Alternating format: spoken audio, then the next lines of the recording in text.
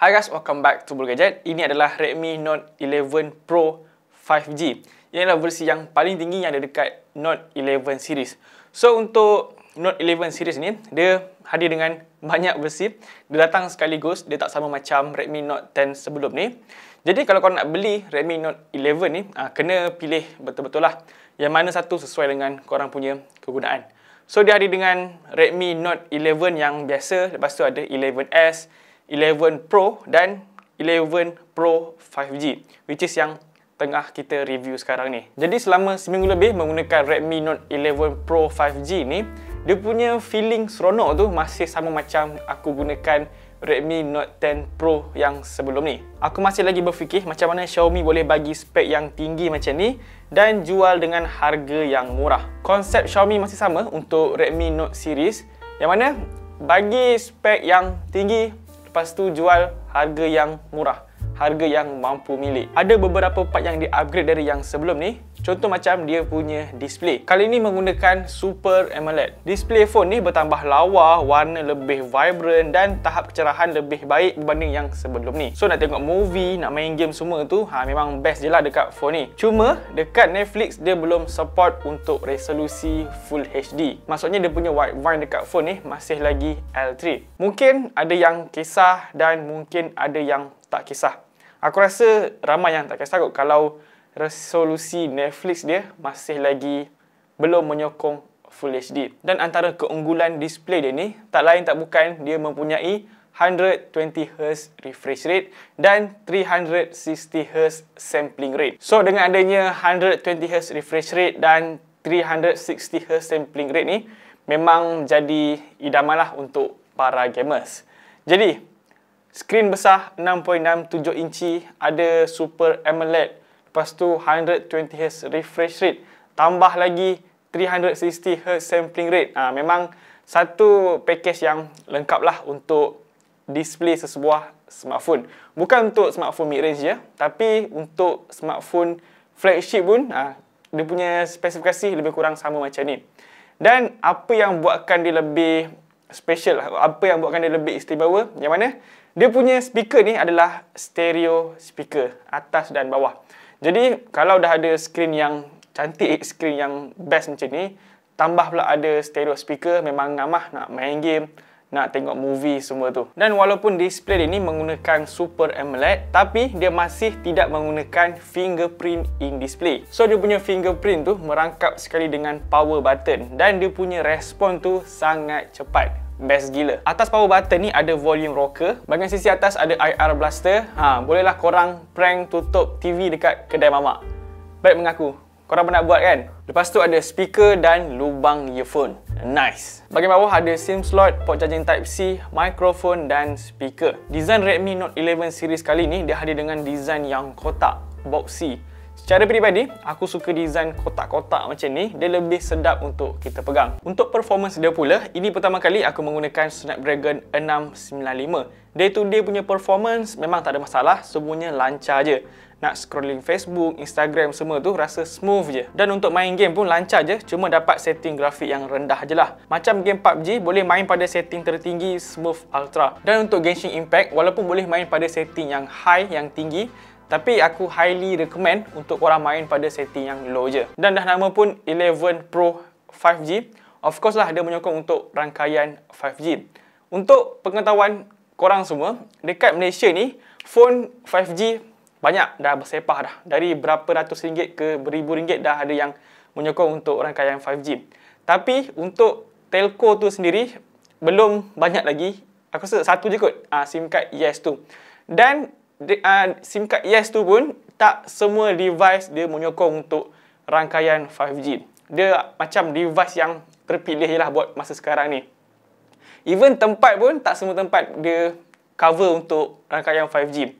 Dan apa yang aku perasan dekat Yes punya device yang support 5G tu, brand Xiaomi, produk Xiaomi lagi banyak berbanding dengan brand lain.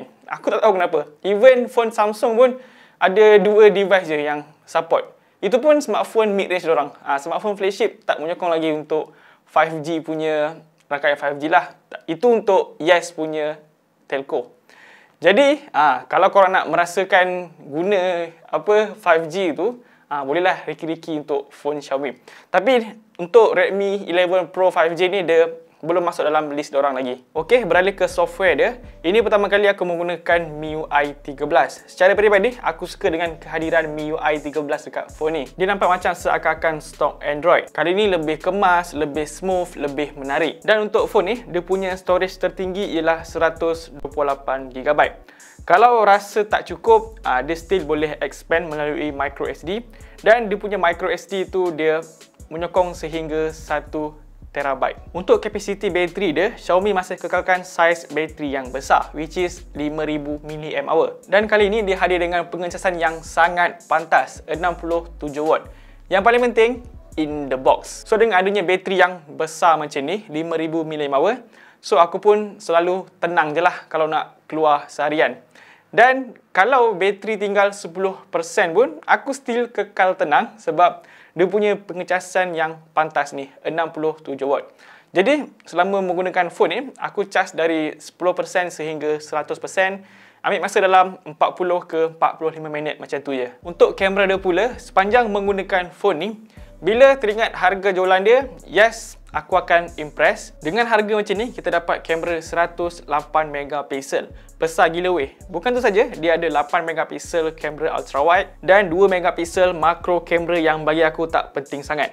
Kamera selfie dia 16MP. Hasil kamera dia okey untuk sebuah smartphone mid-range.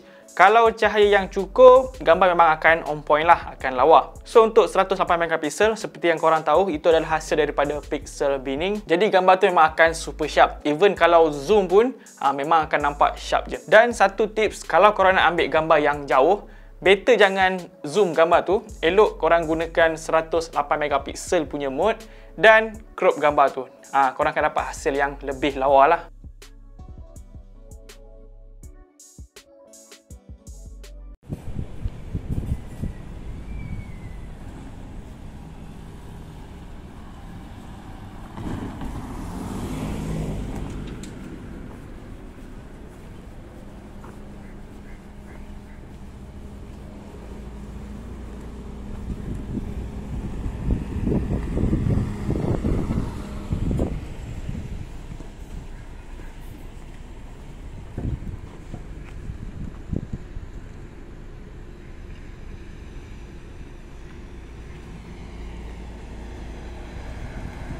Untuk harga jualan dia pula, Redmi Note 11 Pro 5G ni hadir dengan dua varian. Bagi 6GB RAM 128GB storage ialah RM1,199 dan 8GB RAM 128GB storage ialah RM1,299. Jadi kesimpulan dia, dengan tanda harga yang bermula dengan RM1,199, korang akan dapat sebuah smartphone yang memiliki skrin yang besar 6.67 inci. Lepas tu menggunakan Super AMOLED yang jarang berlaku dekat tanda harga macam ni. Bukan tu saja, dia punya skrin ni menyokong 120Hz refresh rate dan mempunyai bateri yang besar 5000 mAh berserta pengecasan yang pantas 67W. Padu gila spesifikasi dekat Redmi Note 11 Pro 5G ni.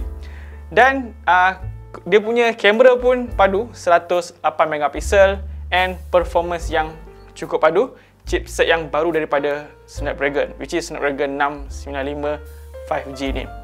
Jadi, berbaloi atau tidak dah bukan jadi persoalan dekat smartphone ni. So guys, nampak saja video review untuk Redmi Note 11 Pro 5G.